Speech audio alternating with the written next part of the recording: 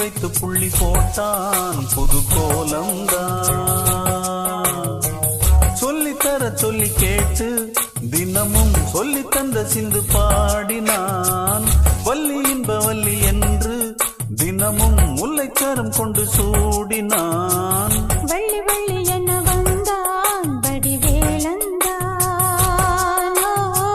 புள்ளி வைத்து புள்ளி போட்டான் புது